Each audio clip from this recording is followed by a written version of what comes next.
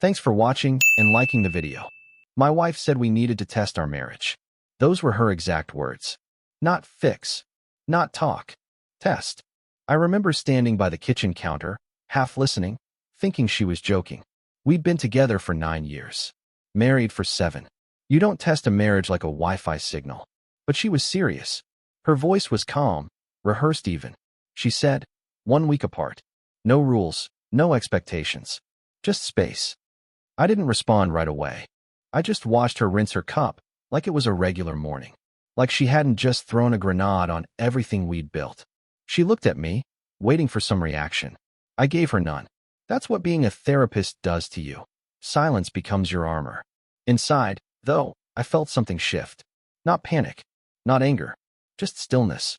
Like when you realize a storm's already overhead and you miss the first drop. Her name's Leah. She's a fitness instructor. The kind of person who lives in motion, music, movement, sweat. She always needed noise to feel alive. I was the opposite. I lived in the quiet. My work, couples therapy, was about teaching people to listen when they wanted to shout. So when she said we needed space, I heard what she wasn't saying. She was tired of me being the calm one. Tired of being the one with feelings while I analyzed everything. She wanted chaos. Or freedom. I couldn't tell which. I asked, why now? She said, because I feel like I'm disappearing next to you. That line stuck. Disappearing. I'd heard it from clients before. People who couldn't explain what they wanted, only what they'd lost. She packed a small suitcase that night. No fight, no drama. Just folded clothes, sneakers, a charger. She hugged me like a friend. Said, don't overthink it. I almost laughed. After she left, I stood in the doorway, waiting for something. A message, regret, noise. Nothing came. Just the sound of the fridge and the faint echo of her perfume. That's when I realized she wasn't testing our marriage. She was testing herself. And I already knew the result. The first night alone felt strange, but not in the way I expected. The house wasn't quiet. It was hollow. Every sound echoed like it didn't belong to me anymore. Her mug was still on the counter, half a lemon slice floating in it. I left it there. Not out of sentiment. Out of observation. That's what I do. I observe. When clients talk, I watch the pauses. The eyes. The shifts in tone. Silence says more than words ever do. So I decided to treat this week the same way, like a session. Except this time, I was the client. For the first couple of days, I kept my routine. Early runs, breakfast, work calls. I told no one she'd left. Not even my brother. The fewer explanations, the less real it felt. Leah texted on day 2. Hey, just checking in. You good? I stared at the message for a while. She wasn't asking if I was good. She was checking if I was watching. I typed, yeah, all fine, and hit send. That was it. By day 3, I started to notice the small things. She'd turned off location sharing on her phone. Not new, just never off before. Her Instagram stories suddenly stopped. No workouts, no playlists, no morning coffees in her car. For someone who lived online, the silence was louder than any confession. I didn't chase. Didn't ask. I just waited. On Thursday, a client canceled last minute. So I closed my laptop early and drove by her studio. The lights were on, music faint inside. Her car wasn't there. Neither was the yoga trainer's, Dylan. That guy had been around for months. He rented a space from her in the same building. Always barefoot, always smiling like he knew something no one else did. I told myself I wasn't checking up. I was confirming patterns. That's how I framed it in my head. But when I parked across the street and saw Dylan's old blue truck pull up and Leah step out from the passenger side, my hands tightened on the steering wheel. She looked happy, careless, like she'd never been married. They walked inside, side by side. Not touching. Not yet. I stayed until the lights went out. Then drove home in silence, realizing I'd just become the kind of man my clients talk about. The one who knows, but says nothing. I barely slept that night. Not from anger, from clarity. I'd seen what I needed to see. Not proof. Not even betrayal. Just distance. The kind that grows quietly until it becomes a wall. The next morning, Leah texted again. Hey, how's your week going? I replied, quiet. She sent a thumbs up emoji. That was it. I read that tiny icon like a confession. She wasn't asking how I was. She was checking if the door was still open. Friday afternoon, I got a call from a number I didn't recognize. It was her cousin, Emily. We'd never talked without Leah being there. Her voice was shaky, like she wasn't sure if she should even be calling. She said, "Hey, are you and Leah still on that break thing?" "Yeah," I said. There was a pause. Then she said, "You know where she's staying, right?" Something in her tone made my stomach tighten. I told her no. She exhaled like she'd been holding her breath for too long. "She's with Dylan, the yoga guy. I thought you knew." I didn't answer. Didn't ask for details. I just let her talk. Emily said Leah told the family it was temporary, that she needed to find herself. That word again. Find. Like she was lost somewhere between the gym and her phone screen. After the call, I just sat there. No rage. No disbelief. Just the slow understanding that this wasn't an accident. It had been building for months. Every late class, every networking dinner, every new playlist he helped her make.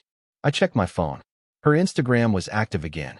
A story from Dylan's studio. Dim lights, soft music, her laugh in the background. Not visible, just audible.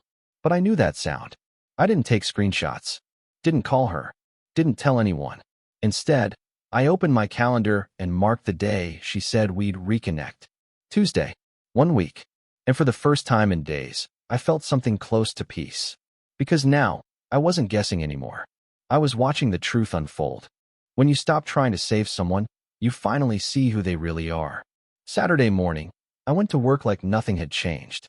Clients came in, sat on the couch, talked about broken trust, lies, disconnection. I nodded, listened, took notes. The irony wasn't lost on me. Around noon, I canceled my afternoon sessions. I told my assistant I wasn't feeling well. That wasn't a lie, just incomplete. I drove to the coffee shop across from Leah's studio, parked where I could see the door. She arrived a few minutes later. Same gym bag, same bright smile. Only now, she wasn't performing for me. She was living a version of herself that didn't include me at all. Dylan showed up 10 minutes later. They talked outside before going in. She touched his arm once. Just a small thing. But real. Too natural to be new. I thought about walking over. About saying her name. Watching her face shift from freedom to guilt. But that would have given her power again. The narrative of, "You caught me." No, I didn't want to catch her. I wanted to understand her. So I stayed. Watched them disappear inside. Then drove home. That night, I opened the drawer where she used to keep her planner. Still there. Inside was a note. Not to me. Just a quote she'd written months ago. "You can't grow in stillness." I stared at it for a long time. For her, stillness was suffocation. For me, it was truth. I went to my laptop, opened a blank document, and started typing. Not to write to her, to document. Every detail. The day she said test, the drive, the texts, the cousin's call, the studio. I wanted to see it all laid out. Like a case study. Because that's what it had become. A study of how love dissolves in silence. Halfway through, I stopped typing. Looked at my wedding ring. Thought about taking it off. Didn't. Instead, I closed the laptop, turned off the light, and sat there in the dark. There was no plan to confront her. No revenge. Just one clear decision forming quietly inside me. I would wait for her to come home. And when she did, I wouldn't ask anything. I'd let her talk. Tuesday came faster than I thought it would. 7 days. Long enough to end something. Short enough to pretend it never happened. She came home just before sunset. No warning. Just the sound of keys in the lock. I was sitting at the table, half a cup of coffee in front of me, waiting without waiting. When she walked in, she looked smaller somehow. Not physically, just drained. Hair pulled back, eyes tired. She smiled like someone testing the water before stepping in. "Hey," she said softly. "Hey." Silence filled the space between us. She set her bag down, looked around like she was checking if the house had changed while she was gone. Then she said, "This week was weird." I didn't answer. I watched her twist her fingers, a nervous habit she used to mock me for noticing. She said, "I just needed to breathe. To figure out what's real." I nodded once. "Did you?" Her eyes flicked up to mine, then away. I thought I did, but I didn't. That was it. The line of confession without the courage to name it. I didn't push. I wanted her to feel the silence she'd been running from. She said she missed me, that she realized what she almost lost, that nothing really happened. That word again. Really. Like truth was flexible. I said, "I know." She froze. Like she didn't expect that answer. She waited for a reaction. Anger, questions, something to fight against. I gave her nothing. Just calm. I'm not mad, Leah, I said quietly. You were never trying to hurt me. You were trying to feel alive. Her face broke. Not into tears, just stillness. The kind that comes when someone realizes there's no script left. She whispered, so, what now? I stood up, walked past her, opened the front door. The air outside felt colder than I remembered. I said, now nothing. You don't have to explain. She didn't follow, didn't speak, just stood there, arms hanging, mouth slightly open, like she was the one being left. I stepped out, closed the door behind me, and kept walking. I didn't go far, just down the block. There's a small park near our house, benches, a basketball hoop, the kind of place we used to walk through after dinner when things still felt easy. I sat there until the streetlights came on. My phone buzzed twice, both from her. I didn't open the messages. When I finally went back, the house was dark. She'd gone upstairs. I could hear the faint hum of the shower running. That sound used to mean comfort. Now it just meant distance measured in minutes. I slept on the couch, not to make a point, just because it felt wrong to lie next to her and pretend the world hadn't tilted. In the morning, she was already dressed for work. She moved quietly, like she didn't want to wake me. She poured coffee, glanced my way, then stopped. Can we talk tonight? I nodded. That was enough for her to leave with hope. When the door closed, I finally opened her messages. The first said, I'm sorry. The second said, please don't give up on me. I stared at the screen until the letters blurred. That day at the office, I went through the motions. Clients talked about resentment, betrayal, guilt. I listened, knowing every word applied to me. During one session, a man said, you think forgiveness means you're weak. But sometimes, it's just admitting it's over. I wrote that down. Not for him. For me. When I got home that evening, Leah was sitting at the kitchen table, dinner untouched. Her hair was still damp from another shower. The air smelled like citrus and nerves. She said, I ended it. Whatever it was. I told him not to come back. I didn't ask how he reacted. Didn't ask what it meant. She started crying quietly. Not loud. Just shaking hands and uneven breaths. I hate what I did, she said. I sat across from her. You don't hate what you did. You hate that it didn't fix anything. She looked up, eyes red. Do you still love me? I didn't answer, because the truth was heavier than silence. So I just said, finish your dinner. And for the first time, she did as I asked without arguing. The next few days felt like walking through fog. We spoke, but only about logistics, groceries, bills, schedules. Every word carried weight, like the wrong one could collapse the thin bridge we were pretending to rebuild. Leah tried. I'll give her that. She texted during the day, small things, lunch break, thinking of you, miss you. None of it sounded like her. It was language built from guilt, not love. I kept my distance. I'd answer politely, but short. My tone confused her. She thought calm meant forgiveness. It didn't. It meant I was already gone. One evening, she came into my office while I was writing notes from a session. She stood in the doorway, holding 2 mugs of tea. I don't know how to make this right, she said. I looked up. You can't, I said. You just live with it. Her face fell. She sat down anyway, across from me. I don't want to lose you. I watched her for a moment. You lost me before you left. You just didn't notice. She didn't argue, just stared at her cup, whispering. Then what are we now? The question hung in the air. What were we? A couple who used to love each other. 2 people too tired to hate, too hurt to heal. I didn't answer. Instead, I asked her something different. When you were with him, did you feel free? She hesitated. For a minute, yeah? Then it felt stupid. I nodded. That was the truth. Not passion, not meaning. Just a brief escape from her own reflection. She reached across the desk, touched my hand. I'll do anything, she said. Therapy, time, whatever it takes. I pulled my hand back slowly. You're talking to the wrong therapist. She didn't cry this time. Just nodded, stood up, and left quietly. That night, I took off my ring. Not as a gesture, just because it felt heavy. I placed it on the nightstand and stared at it. A small circle of metal that used to mean forever. And I realized something simple. Sometimes, moving on isn't a choice. It's gravity. 2 weeks later, Leah said she was going to stay with her sister for a few days. Just to clear my head. she said, like the last few weeks hadn't been one long silence. I nodded. No fight left, no reason to stop her. She left Saturday morning. The house felt lighter immediately. Not better, just honest.